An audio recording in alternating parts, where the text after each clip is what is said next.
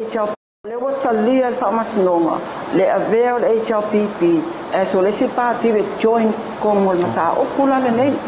Le la wawatu, e wati le tai au, ia tūlai nam la ulu, ma longa le whamasinonga, o le wa ia na lo ia. Ia le whalana tūlai lo ia ma whamaonia, o la tau le tūlai mo nam la ulu. Le la wa le HLPP to e lupe to i loma, a le wa ia ma nam la ulu tutono. Le la wa whaia, whaale ia tū le whamasinonga.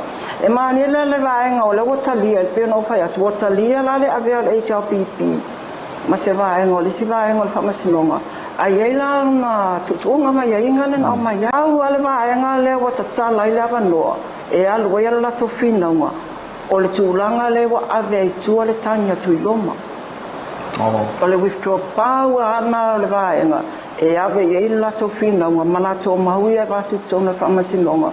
Le mafuanga po le matulanga whapea ave i tua le tania tu i loma. O sesi a mataupu au tawhai fuina. Po petition po au masimea.